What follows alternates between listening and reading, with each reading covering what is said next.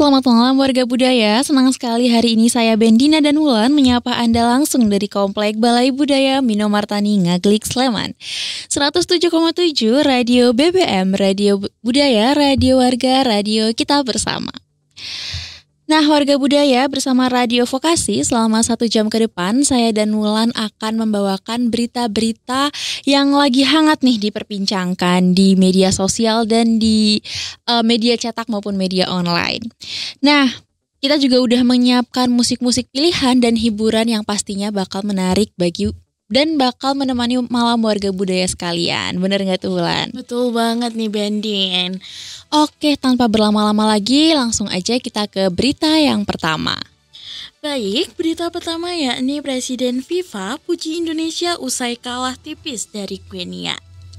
Dilansir dari CNN Indonesia, Presiden FIFA Gianni Infantino memberikan pesan kepada supporter Indonesia dan berterima kasih kepada PSSI yang dipimpin oleh Erick Thohir usai menyaksikan laga timnas U23 versus Guinea di playoff Olimpiade 2024.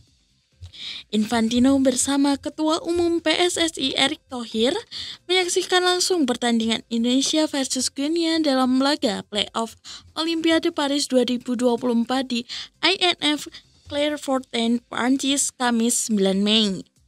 Dalam pertandingan yang diwarnai 2 keputusan penalti kontroversial ini, Guinea menang 1-0 atas Indonesia dan meraih tiket Olimpiade Paris 2024. Usai pertandingan, Infantino memberikan pesan kepada supporter Indonesia. Pesan saya kepada semua orang di negara pecinta sepak bola Indonesia adalah bangga dengan tim Anda dan terus mendukung mereka dengan semangat yang sama, karena mereka bergerak ke arah yang benar.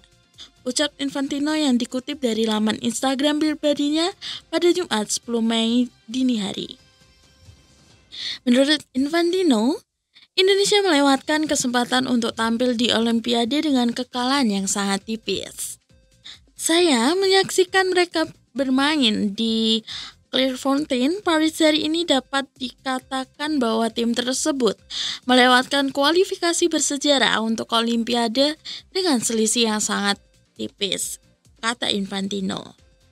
Selain itu, Infantino juga memberikan apresiasi atas kinerja PSSI di bawah pimpinan Erick Thohir yang berhasil meningkatkan performa timnas Indonesia. Terima kasih kepada semua orang di PSSI yang dipimpin oleh Erick Thohir atas kerja luar biasa yang telah dilakukan sejauh ini. Dan FIFA akan terus mendukung Anda di jalur ini, kata Infantino. Pujian Infantino itu mendapatkan respon dari Erick Thohir. Erick Thohir juga mengucapkan terima kasih kepada FIFA yang terus mendukung kemajuan sepak bola Indonesia. Terima kasih atas perhatian dan dukungan yang luar biasa dari Bapak Presiden Gianni Infantino yang hadir pada pertandingan playoff timnas U23 Indonesia. Kemajuan kita selama ini tidak lepas dari kepercayaan dan dorongan Bapak Presiden terhadap sepak bola Indonesia, kata Erick Thohir. Wah, Mulan nonton gak nih waktu pertandingannya? Nonton banget, gregetan banget aku Bendin. Itu ini gak sih salah satu momen bersejarah bagi warga Indonesia, bener gak tuh? Betul, karena Olimpiade Paris ini Indonesia tuh baru dari setelah tahun sekian itu berpuluh-puluh tahun yang lalu tuh baru bisa sampai ke titik playoff kemarin. Betul, ini kayak suatu pencapaian yang sangat wow banget gak sih buat pecinta sepak bola dan juga pastinya buat timnas Indonesia. Betul banget Bendin, jadi jangan kepada seluruh supporter timnas Indonesia jangan berkecil hati karena kita sebentar lagi akan menyaksikan penyisihan Piala Dunia yang lebih keren. Betul, dan pastinya masih banyak nih kesempatan lain buat Garuda muda Indonesia kita. Betul sekali. Oke, langsung aja lanjut ke berita yang kedua. Masa depan hijau, PLN tegaskan komitmen berkelanjutan di Hari Bumi. Dalam memperingati Hari Bumi, PT PLN Persero menegaskan komitmennya untuk menjalankan bisnis yang berkelanjutan, menyeimbangkan aspek sosial, ekonomi, dan juga lingkungan. Komitmen itu ditegaskan PLN dalam acara bertajuk PLN Eco Rangers Empowering a Sustainability Lifestyle. Acara ini dihadiri oleh Direktur Utama PLN, Darmawan Prasojo, Direktur Jenderal Pengendalian Perubahan Iklim Kementerian Lingkungan Hidup dan Kehutanan atau KLHK, Laksmi Dewanti, dan Direktur Jenderal Ketenagalistrikan Kementerian SDM, Jisman P. Hutajulu. Kegiatan Hari Bumi PLN bertujuan untuk mempertegas komitmen kami pada upaya menjaga kelestarian bumi melalui langkah nyata dengan menjalankan proses bisnis yang mengedepankan berkelanjutan, ujar Darmawan. Beberapa langkah nyata yang telah dilakukan PLN diantaranya melakukan pengolahan limbah pembangkit atau faba menjadi produk multiguna yang berdaya jual bagi masyarakat dan meningkatkan sumber daya alam EBT. Kemudian PLN juga aktif dalam mendukung pengembangan ekosistem kendaraan listrik atau electric vehicle serta menjalankan program offset emisi dalam mengimbangi emisi karbon di tanah air melalui aplikasi PLN Climate Click.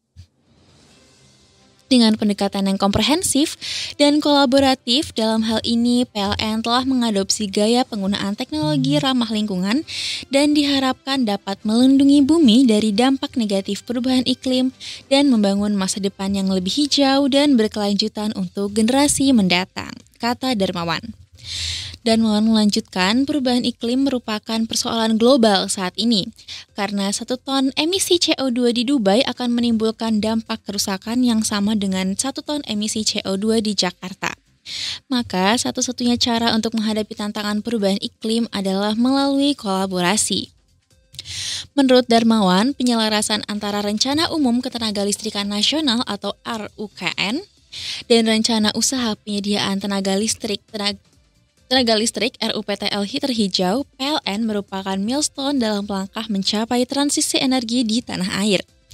Untuk itu, Darmawan secara khusus mengajak pada seluruh insan PLN, stakeholder, dan seluruh masyarakat Indonesia untuk berkontribusi aktif pada aksi global dalam menjaga bumi dari perubahan iklim.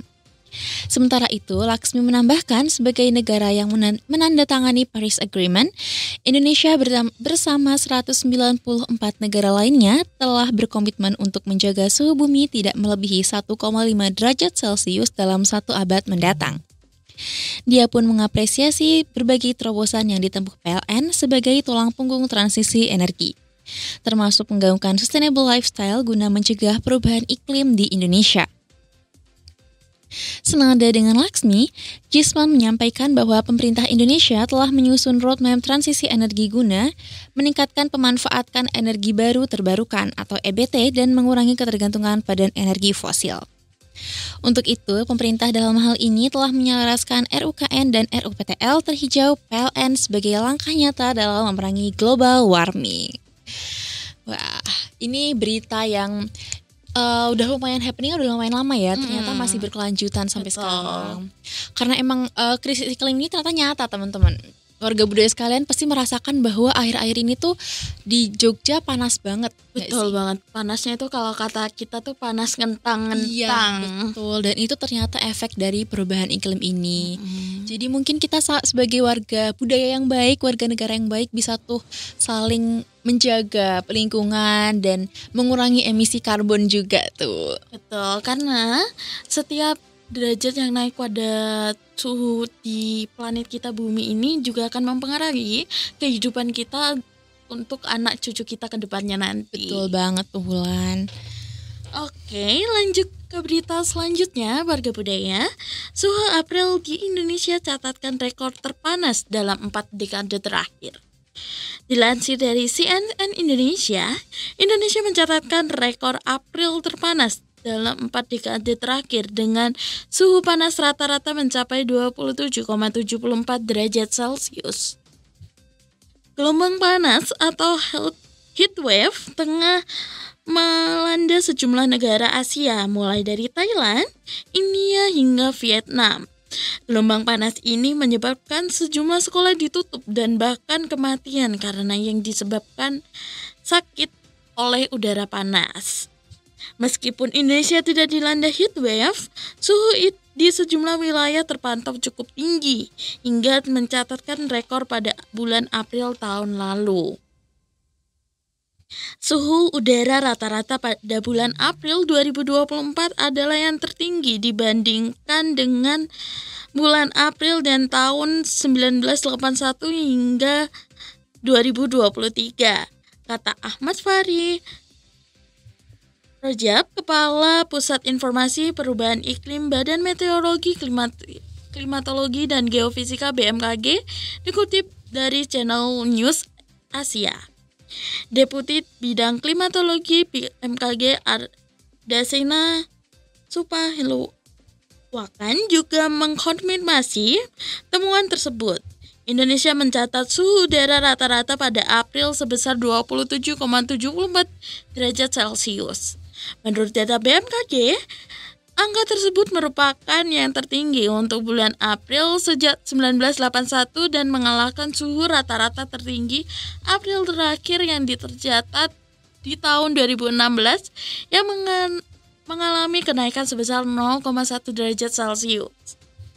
Hal ini juga menunjukkan peningkatan hampir 1 derajat Celcius dibandingkan dengan suhu rata-rata bulan tersebut sebesar 26,85 derajat Celcius untuk periode 1991 hingga 2020. Penelitian ilmiah yang ekstensif telah menemukan bahwa perubahan iklim menyebabkan gelombang panas menjadi lebih lama, lebih sering, dan lebih intens.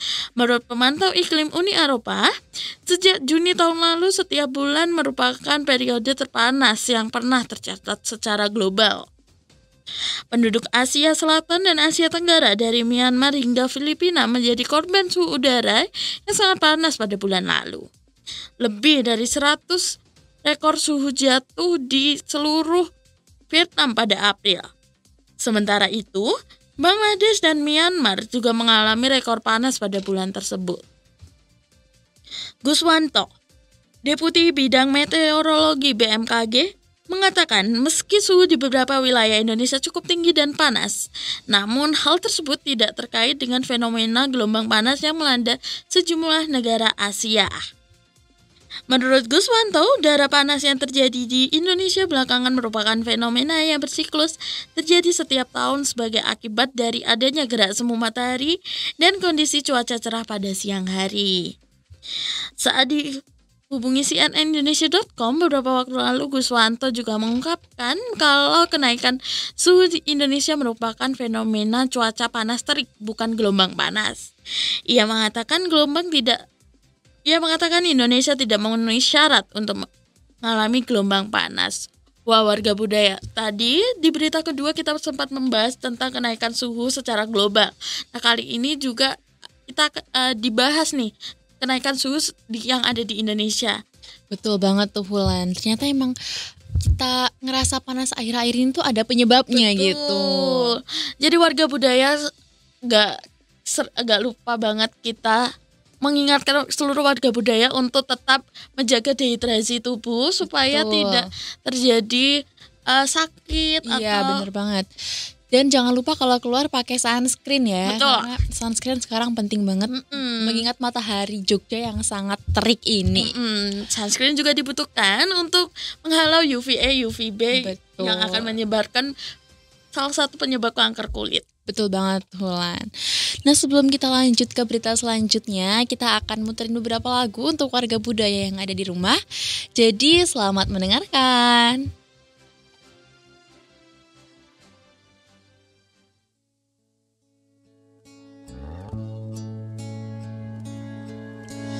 Dewi mengayuh kakinya,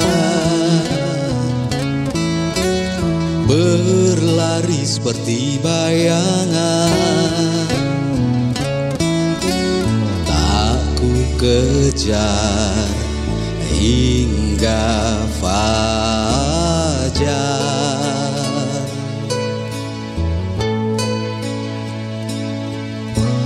Dewi mengayuh kakinya,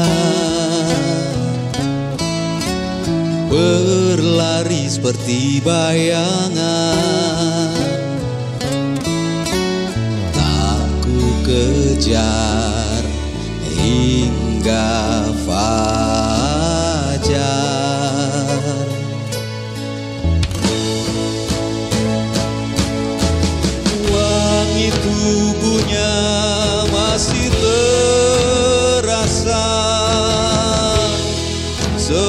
seperti sedetik lalu, tapi tahun berganti abad, hingga aku lupa mengeja namanya. Dewi melipat tubuhnya, menarikan rumput dan sabana, memanjat di tebing dan bebukitan. Dewi memantul dari kilap batu basah, menjadi terang bagi setiap bayang.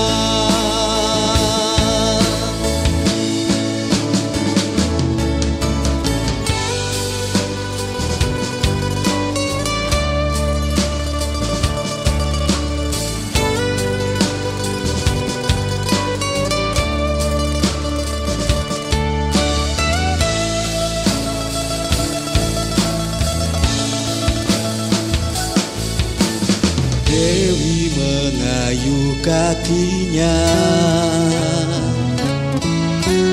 berlari seperti bayangan. Aku kejar hingga fajar.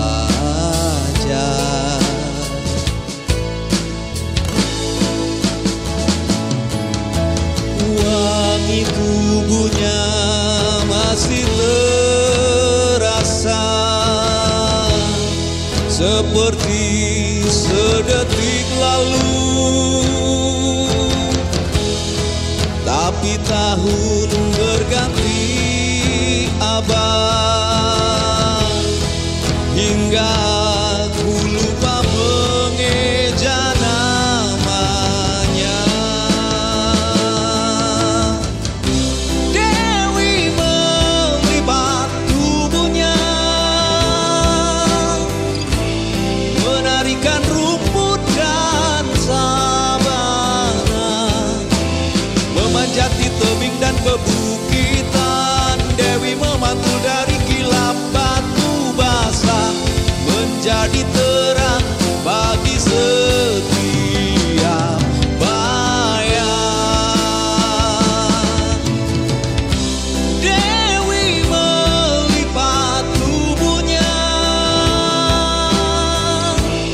menarikan rumput dan sabana, memanjat di tebing dan bebukitan. Dewi memantul dari kilap batu basah, menjadi terang bagi setiap bayang.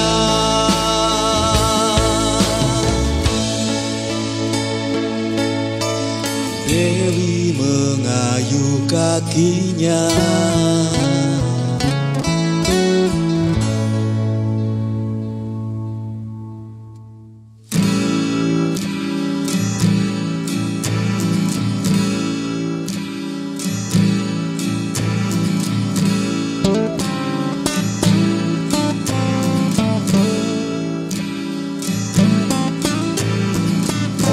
menjaga hutan tersisa,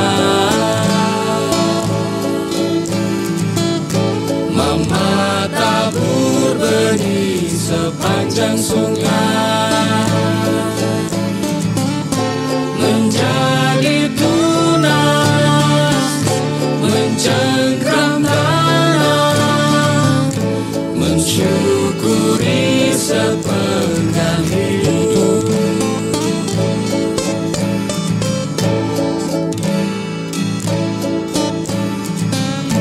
Sejak negeri ini ditanduskan, hutan, sungai, ladang ditukar ruang, hidup dikeringkan, alat-alat berat, tanah adat dibuat sekarang.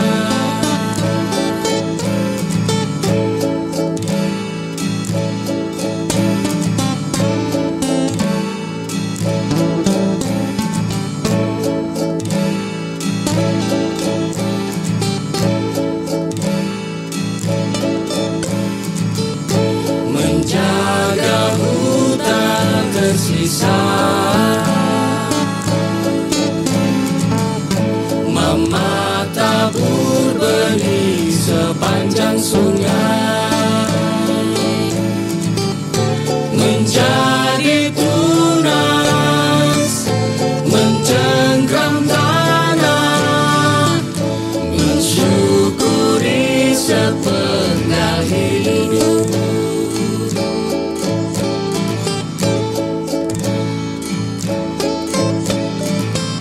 Sejak negeri ini ditanduskan,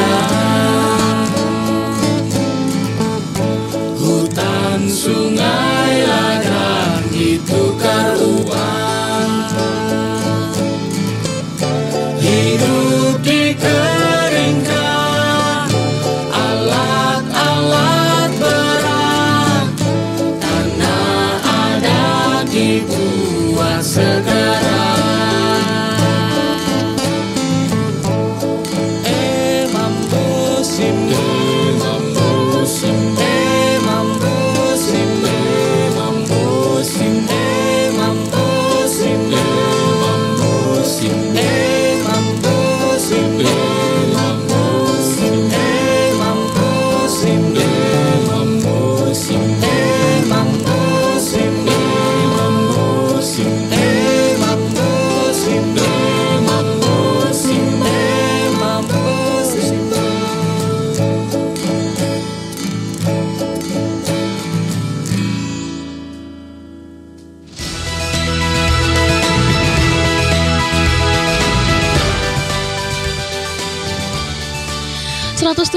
.7 Radio BBM FM, Radio Budaya, Radio Warga, Radio Kita Bersama.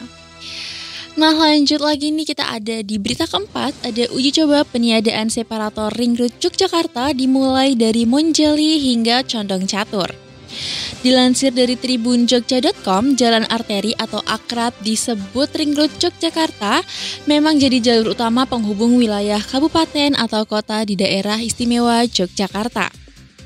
Ring Road Yogyakarta juga jadi jalur utama penghubung Yogyakarta dengan wilayah Jawa Tengah seperti Klaten dan juga Magelang. Oleh karena itu, volume kendaraan yang melintas di Ring Road ini berintensitas cukup tinggi nih warga budaya sekalian. Beberapa waktu terakhir tersiar kabar separator atau pembatas jalan di Ring Road Yogyakarta akan dihilangkan. Rencananya uji coba dimulai dari Monjali hingga ke Condong Catur. Sebagai langkah awal, Direktorat Lalu Lintas atau Ditlantas Polda DIY akan mendiskusikan rencana peniadaan separator atau pembatas jalan di Ring Road dalam waktu dekat. Pembahasan itu rencananya akan dilaksanakan bersama stakeholder terkait, diantaranya melibatkan pemangku kebijakan, akademisi, dan pihak-pihak terkait lainnya. Terkait dengan kajian peniadaan separator akan melibatkan stakeholder terkait. Selasa depan, rencana mulai dibahas. Nanti dari akademisi akan melibatkan tim dari keselamatan swasta dan Fakultas Teknik Universitas Gadjah Mada, kata Direktur Lalu Lintas Dirlantas Polda DIY Kombes Pol Alfian Nurizal. Pihaknya mengaku sudah memiliki data dan analisa yang nantinya akan dibahas bersama tim ahli. Dirlantas melihat perkembangan infrastruktur di DIY membutuhkan penyempurnaan guna merespon perkembangan transportasi saat ini. Separator itu dibangunkan sudah sangat lama menyesuaikan perkembangan transportasi pada waktu itu. Saat ini pengguna transportasi di DIY sudah begitu banyak. Sudah berbeda dengan masa lampau, jelas Alfian. Salah satu bukti nyata menurut Alfian adalah pengguna jalan saat ini bertambah seiring hadirnya layanan transportasi berbasis online. Sementara infrastruktur tidak berkembang atau jalan tidak bertambah, peniadaan separator ini diharapkan mampu menurunkan angka kecelakaan. Karena jika dihilangkan lumayan itu ada space tambahan sekitar 1 meter, ungkapnya.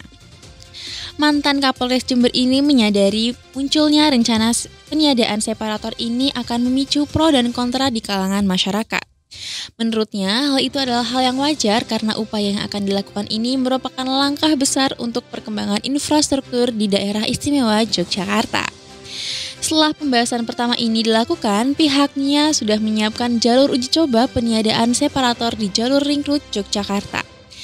Nanti kami siapkan untuk uji coba dari Monjali sampai ke Condong Catur. Itu 1 bulan kami lihat seperti apa ujarnya. Jadi sembari separator yang dihilangkan, kami akan edukasi ke masyarakat jika ring road itu bukan jalur untuk kebut-kebutan. Nanti kami akan lihat hasilnya, imbuh Alfian. Sebagai informasi, rencana peniadaan separator di jalur ring road ini dimaksudkan untuk mengurangi angka kecelakaan. Pasalnya, didasarkan data Ditlantas Polda DIY, jalur ring road kerap memakan korban kecelakaan. Betul nih Benin, karena jalur ring road ini banyak, emang speed separator ini cukup membuat pengendara untuk hati-hati ya sebenarnya, karena antara dari lajur mobil cepat dan lajur motor yang lambat itu dipisahkannya sama separator. Tapi mungkin karena akhir-akhir ini tuh banyak motor yang masuk ke jalur mobil dan mobil yang masuk ke jalur motor nih. Betul. Jadi nggak guna dong separator. Iya, karena itu juga kelalaian para pengendara nakal yang kurang aware akan hal itu. Karena kadang tuh ya Bendin, kalau aku lagi motoran di ring road sendiri, kadang suka kaget tiba-tiba, wah kenapa nih mobil tiba-tiba masuk ke jalur motor, tapi ternyata nggak belok-belok. Jadi kan kayak aduh sebel banget. Iya, dan jadi lebih lambat kan itu. Tapi apapun nanti hasilnya, warga budaya sekalian tetap harus berhati-hati di jalan, tetap menjadi pengendara jalan yang baik tentunya. Betul sekali. Baik, masuk ke berita selanjutnya. Rong weekend ada rekayasa lalu lintas di jalanan kota Yogyakarta. Libur panjang akhir pekan, Dinas Perhubungan Kota Yogyakarta terapkan rekayasa lalu lintas untuk atasi kemacetan di beberapa ruas jalan di Yogyakarta. Kepala Dinas Perhubungan Kota Yogyakarta, Agus Arif, mengatakan rekayasa akan dilakukan salah satunya di Jalan Malioboro dan sekitarnya untuk mencegah terjadinya kemacetan. Rekayasa lalu lintas yang dilakukan di subkota Yogyakarta berbagai macam, seperti pemantauan lalu lintas menggunakan area traffic control system. Kami optimalkan pengaturan lalu lintas menggunakan ETCS di semua simpang di kota Yogyakarta, kata Agus, Jumat 9 Mei 2024. Agus menambahkan, jalanan yang menjadi perhatian di subkota Yogyakarta adalah jalanan menuju Tugu Malioboro, Keraton, atau Gumaton, yang setiap musim liburan menjadi sasaran kunjungan wisatawan. Kami juga berkoordinasi dengan Satlantas Polresta Jogja. Selain itu, beberapa simpang juga akan diantisipasi manakala terjadi peningkatan eskalasi lalu lintas, tuturnya. Ia menambahkan, khusus kawasan Malioboro, rekayasa lalu lintas yang diterapkan berupa penutupan arus lalu lintas. Namun, penutupan ini melihat situasi terlebih dahulu. Jika penutupan ini melihat situasi, jika sudah terlalu padat, maka penutupan akan dilakukan. Kalau lalu lintas dari Kleringan ke Malioboro antriannya sampai di Jalan Kleringan, maka akses jalan masuk ke Malioboro ditutup, dialirkan ke Kridosono, katanya. Ia menambahkan, akses jalan menuju Malioboro tak hanya melalui Jalan Kleringan, tetapi juga bisa melalui Jalan Mataram. Khusus Jalan Mataram, jika kepadatan atau antrian kendaraan sampai dengan Gardu Anim, maka jalur akan ditutup dan dialihkan ke Kridosono. Jika arus dari Kridosono juga padat hingga antrian sampai ke Jalan Ahmad Jazuli dan arus Malioboro dan Pasar Kembang menyentuh Gardu Anim, maka akan dilakukan penutupan di Cafe Legend jalur tandasnya. Terakhir, jika Kridosono juga macet, maka akan dilakukan penutupan arus masuk ke Jalan Margo Utomo di Simpang Tugu. Ternyata ini ya, libur 4 hari aja efeknya panjang ya. Betul. Tapi yang perlu kita highlight sebenarnya bukan kemacetannya, tapi kenaikan ekonomi dari masyarakat. Iya, betul. Karena emang Jogja ini udah mirip-mirip Bali ya, jadi bergantung lumayan besar nih ke sektor pariwisata. Tapi walaupun begitu tetap saran kita tetap hati-hati bagi warga budaya yang mau jalan-jalan ke Jogja atau yang lagi berpergian di luar sana. Jangan ngebut-ngebut dan yang pasti prioritaskan keselamatan. Betul sekali. Baik, di berita ke-6 ada Pemkot Yogyakarta bakal tindak tegas kendaraan yang nekat parkir di tempat terlarang. Dilansir dari tribunjogja.com, pemerintah kota Yogyakarta akan menindak tegas kendaraan yang nekat parkir di tempat terlarang, khususnya selama masa libur panjang atau long weekend dari 9 sampai 12 Mei 2024. Bukan tanpa alasan, berdasarkan tren libur panjang sebelumnya, kasus pelanggaran parkir kendaraan wisatawan berpotensi mengalami lonjakan. Bahkan Kepala Dinas Perhubungan Dishub Kota Yogyakarta, Agus Arif Nugroho, menandaskan penegakan hukum dilakukan setiap hari, tidak hanya liburan atau pada saat akhir pekan saja. Meski demikian, fenomena parkir sembarangan oleh masyarakat maupun wisatawan senantiasa dijumpai dengan berbagai macam alasannya. Kami berhadapan dengan orang-orang yang entah tidak tahu, tidak mau tahu, atau yang tidak tahu aturan yang tetap memarkirkan kendaraan di tempat larangan. Katanya Kamis 9 Mei 2024. Oleh sebab itu, pihaknya bersama jajaran Satlantas Polresta Yogyakarta tidak segan melaksanakan tindakan-tindakan tegas di lapangan. Menurutnya, langkah tersebut bukan untuk menimbulkan rasa tidak nyaman bagi wisatawan, namun demi keadilan dan efek jera, supaya pelanggaran tidak terulang terus. Kami tidak ada niatan untuk membuat masyarakat tidak nyaman di kota Yogyakarta, tapi kami ingin memberikan rasa keadilan, tegasnya.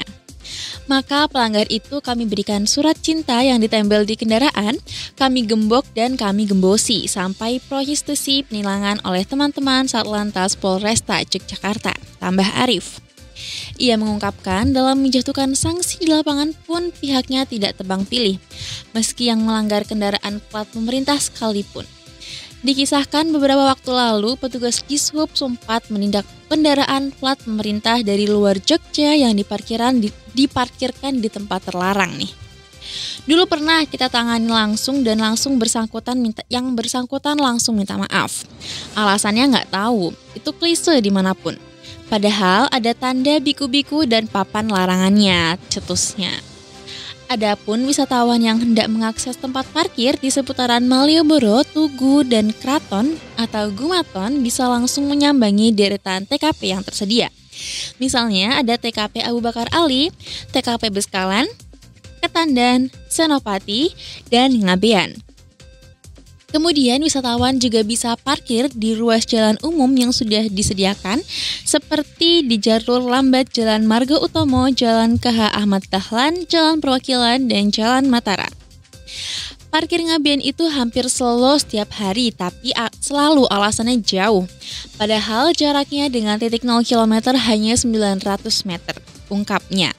Sementara mengenai tarif parkir, selama long weekend ini, Kadishub memastikan tidak ada peningkatan dan tetap berlaku normal. Berbagai upaya preventif pun telah dilakukan dengan menyambangi TKP dan mengumpulkan petugas parkir agar kejadian nutuk tidak muncul. Tim Saber Pungli akan menjalankan tugasnya manakala ada masyarakat atau petugas parkir yang melakukan tindakan melawan hukum, pungkasnya.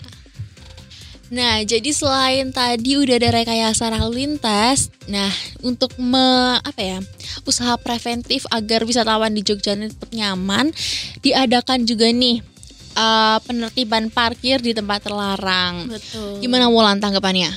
Oke, kalau melihat parkir yang ada di Yogyakarta ini cukup memprihatinkan sebenarnya warga budaya, karena banyak sekali parkir-parkir yang memakan ruas jalan. Jadi pengguna-pengguna motor ataupun mobil yang lewat tuh lebih sempit untuk lewat ke jalur tersebut dan mengakibatkan kemacetan. Betul, padahal udah tersedia banyak banget titik parkir yang tersedia di kota Yogyakarta. Sebenarnya warga budaya semuanya parkir di pinggir ruas jalan yang tidak sesuai dengan aturan itu juga membahayakan warga budaya sendiri, karena akan menyebabkan berbagai kecelakaan. Mungkin kalau warga budaya lagi mau buka pintu mobil atau apa, dari belakang ada motor, bruk, apa enggak benar-benar itu. Betul banget tuh Wulan. Jadi yuk kita langsung patuhi aja peraturan yang udah berlaku. Kalau mau parkir dilihat-lihat, barangkali ada rambu lalu lintas yang melarang parkir. Betul. Oke warga budaya, jadi sebelum kita lanjut ke berita selanjutnya, kita akan mendengarkan beberapa lagu untuk menemani malam warga budaya semuanya. Tetap stay tune di 107,7 FM Radio BBM, Radio Warga, Radio Budaya, Radio Kita Bersama.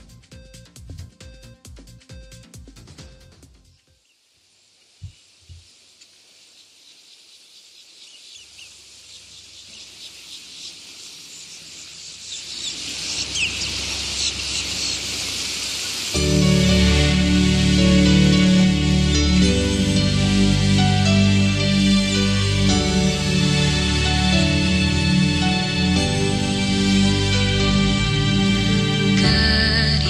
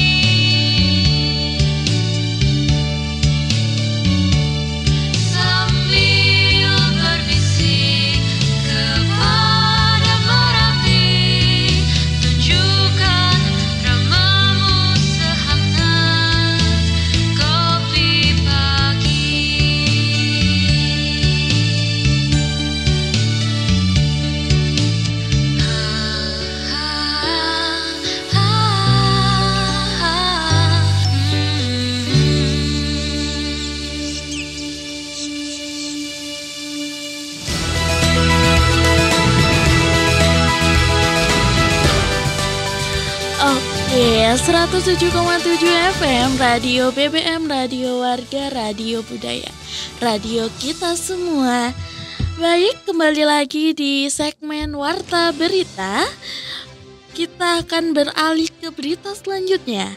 Pesawat kargo Boeing mendarat tanpa roda di depan Turki, gelar penyelidikan. Sebuah pesawat kargo FedEx Airlines Boeing 767 mendarat tanpa roda depan di Bandara Istanbul. Otoritas Turki pun melakukan penyelidikan terkait insiden tersebut. Dilansir Reuters, Jumat 10 Mei, peristiwa itu terjadi pada Rabu 8 Mei waktu setempat. Pesawat itu mendarat selamat meski tanpa roda depan. Pejabat Kementerian Transportasi Turki mengatakan tidak ada korban jiwa akibat peristiwa itu. Meski demikian, pihak berwenang telah melakukan penyelidikan. Pesawat tersebut terbang dari Bandara Charles de Gaulle, Paris. Pilot memberitahu menara kendali di Istanbul bahwa roda pendaratannya gagal dibuka dan mendarat dengan panduan dari menara. Tim penyelamat dan pemadam kebakaran bandara dikerahkan sebelum mendarat. Tidak ada kru yang terluka. Kementerian terkait belum memberikan penjelasan apa penyebab kegagalan roda pesawat itu berfungsi. Adapun pesawat yang terlibat insiden ialah Boeing 767 yang berusia hampir 10 tahun. Pesawat itu merupakan salah satu pesawat kargo paling umum dan didasarkan pada model penumpang 767 yang berasal dari tahun 1980-an. Seorang pejabat dari Kementerian Transportasi Turki mengatakan timnya sedang melakukan pemeriksaan di tempat kejadian sebagai bagian dari penyelidikan yang sedang berlangsung. Boeing merujukkan pertanyaan tersebut ke FedEx yang mengatakan dalam sebuah pernyataan bahwa pihaknya sedang berkoordinasi dengan otoritas investigasi dan akan memberikan informasi tambahan jika tersedia. Rekaman video yang diperoleh Reuters menunjukkan percikan api berterbangan dan sejumlah asap saat bagian depan pesawat bergesekan di sepanjang landasan sebelum berhenti dan disiram dengan busa pemadam kebakaran. Video tersebut menunjukkan pilot menahan hidung pesawat di atas landasan selama beberapa detik setelah roda utama menyentuh tanah. Database penerbangan Skybrary menyebut pilot tampaknya telah melakukan latihan darurat untuk mendarat dengan perlengkapan hidung yang ditarik. Landasan pacu yang menjadi lokasi kejadian tersebut sempat ditutup sementara untuk lalu lintas udara. Namun, landasan pacu lain di Bandara Istanbul masih beroperasi normal. Produsen biasanya tidak terlibat dalam pengoperasian atau pemeliharaan jet setelah masuki layanan. Namun Boeing berada di bawah pengawasan ketat media dan peraturan menyusul serangkaian insiden pada pesawat 737 yang lebih kecil. Oke. Untungnya nih warga budaya, semua penumpang dan kru yang ada di pesawat tersebut selamat. Iya betul banget, dan untungnya pilotnya juga profesional ya, bisa mengendalikan keadaan darurat dengan sangat baik. Dan masuki berita yang ke-8, Boeing 737 tergelincir saat lepas landas di Bandara Senegal. Total 11 orang luka-luka. Dilansir dari CNN Indonesia, pesawat Boeing 737 Senegal Air mengalami kecelakaan di Bandara International Blaise Diagne di Dia, Senegal pada Kamis 9 Mei pagi. Pesawat yang mengangkut 78 penumpang itu keluar dari landasan pacu saat akan lepas landas. 11 orang penumpang terluka, 4 diantaranya cedera serius, sementara 6 lainnya dibawa ke ruang medis untuk mendapatkan perawatan. Kecelakaan juga menyebabkan bandara ditutup selama 12 jam nih warga budaya. Dari foto yang diambil usai kecelakaan terjadi, terlihat api dan kepulan asap di sekitar pesawat. Posisi pesawat terperosok di rerumputan di pinggir landasan pacu. Sejumlah petugas mencoba mengevakuasi penumpang yang terluka. Pesawat Boeing 737-300 dengan tujuan ibu kota Mali, Bamako itu merupakan pesawat yang disewa oleh perusahaan swasta Transai. Jet itu keluar landasan pacu saat fase lepas landas sekitar pukul 1 pagi, ujar manajemen bandara LAS dikutip dari AFP. Terpisah, Kementerian Transportasi mengatakan ada 2 pilot dan 4 awak kabin di pesawat. Ia memberikan angka yang sedikit berbeda, mengatakan 79 penumpang dan 10 terluka, termasuk seorang pilot. Pasca insiden, bandara yang terletak sekitar 50 km atau 30 mil dari ibu kota Senegal, Dakar, kembali dibuka pada siang hari. Kami memberitahu Anda bahwa Bandara Internasional Blaise Diagne telah dibuka kembali, kata LAS. Operasi bandara telah kembali normal. Nah, kalau tadi ada pesawat Boeing 737 yang ini roda-rodanya nggak mau keluar. Nah, kalau ini dia keluar landasan pacu nih masalahnya. Betul, benar-benar kecelakaannya tidak terduga. Ya, dan diharapkan tidak terjadi lagi ya. Betul sekali, Bendina. Baik warga budaya, berlanjut ke berita selanjutnya. Majelis Umum PBB segera tentukan nasib keanggotaan Palestina. Dilansir dari CNN Indonesia, Majelis Umum Perserikatan Bangsa-Bangsa atau PBB akan menggelar pengumpulan suara pada Jumat 10 Mei ini untuk menentukan resolusi terkait keanggotaan Palestina. Resolusi tersebut nantinya akan memberikan hak dan keistimewaan baru pada Palestina dan meminta Dewan Keamanan untuk mempertimbangkan kembali permintaan Palestina untuk menjadi anggota ke-194 PBB. Sebelumnya, Amerika Serikat memveto draft resolusi DKPBB terkait upaya Palestina untuk menjadi anggota penuh organisasi tersebut. Rancangan resolusi tersebut digagas oleh Aljazair yang saat ini menjadi anggota tidak tetap DKPBB. Resolusi DKPBB yang diveto AS tersebut akan membuka jalan bagi keanggotaan penuh Palestina di PBB. Sebuah tujuan yang sudah lama diupayakan oleh Palestina dan dijegal Israel. Pada Kamis 9 Mei, Wakil Duta Besar AS untuk PBB Robert Wood kembali menegaskan bahwa pemerintah Biden menentang resolusi Dewan Keamanan tersebut. Berdasarkan piagam PBB, calon anggota PBB harus cinta damai dan Dewan Keamanan harus merekomendasikan penerimaan mereka ke Majelis Umum untuk mendapatkan persetujuan akhir. Palestina sendiri telah menjadi negara pengamat non-anggota PBB sejak 2012. Kami sudah sangat jelas sejak awal bahwa ada proses untuk mendapatkan keanggotaan penuh di PBB. Dan upaya yang dilakukan oleh beberapa negara Arab dan Palestina ini adalah untuk menyiasati hal tersebut, ujar Wood pada Kamis 9 Mei dikutip dari The Associated Press. Kami telah mengatakan bahwa sejak awal cara terbaik untuk memastikan keanggotaan penuh Palestina di PBB adalah dengan melakukan negosiasi dengan Israel. Itu tetap menjadi posisi kami, tambahnya. Namun tidak seperti di Dewan Keamanan, tidak ada hak veto di Majelis Umum yang beranggotakan 193 negara tersebut. Menurut sejumlah diplomat barat yang enggan diungkap namanya, resolusi ini diperkirakan akan disetujui oleh mayoritas besar anggota.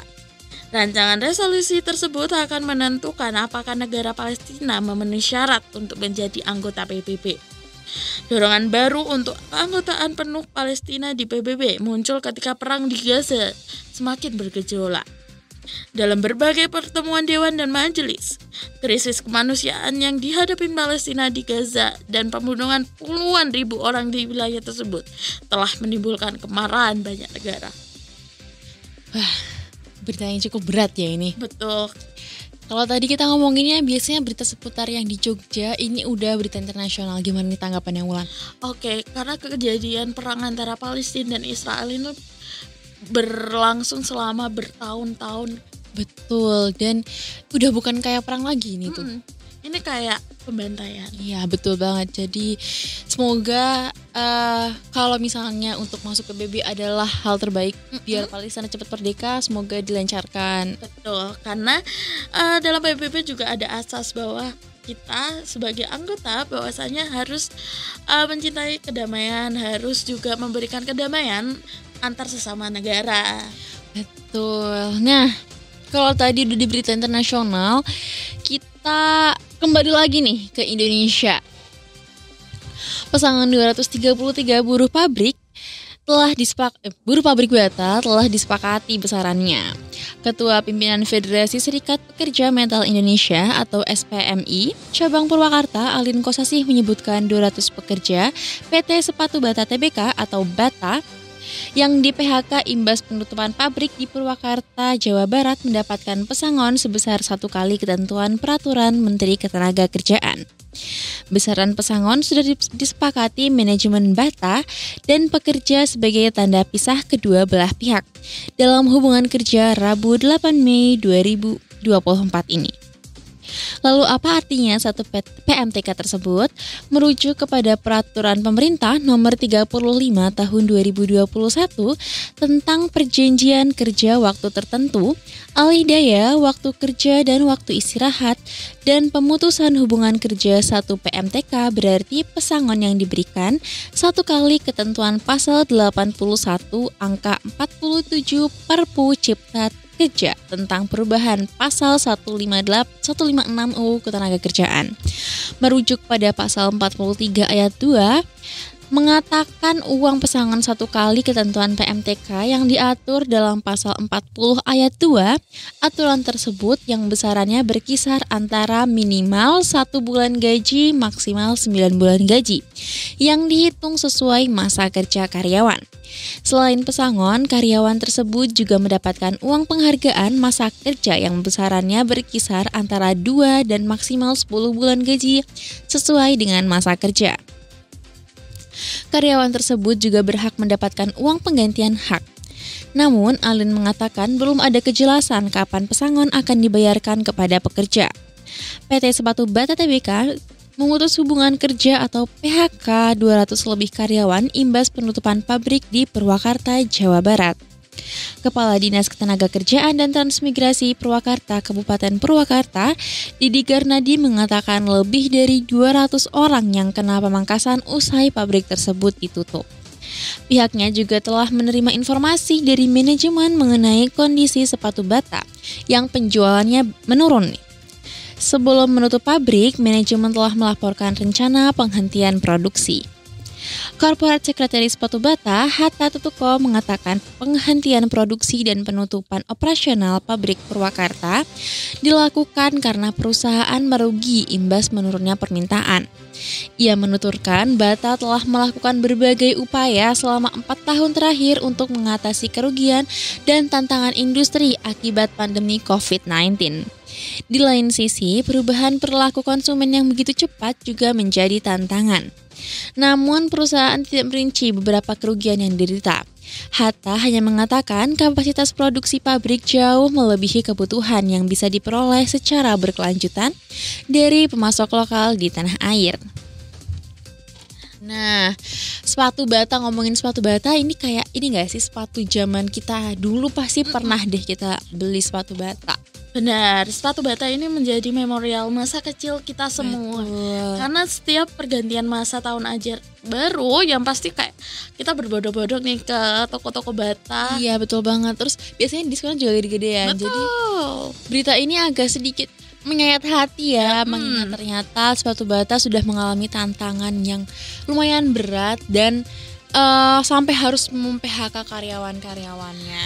Oke, warga budaya, demikianlah sejumlah berita dan informasi terhangat yang dapat kami sampaikan ke ruang dengar warga budaya. Gak terasa 1 jam telah berlalu, saya Wulan dan Bendina pamit undur diri. Dan jangan lupa, sebentar lagi akan ada program Harmoni Nusantara dari jam 9 sampai jam 10 malam nanti. Kita sekalian mau ngingetin aja nih untuk jangan lupa follow Instagram, TikTok, dan Spotify Spotify @bravo_UGM, serta subscribe YouTube dan Instagram @radio_bbm_fm ya. Tak lupa juga kita ucapkan terima kasih untuk seluruh tim produksi dan kru teknis yang ikut melancarkan siaran kita pada hari ini. Tentunya terima kasih untuk warga budaya yang udah dengerin siaran kita dari awal.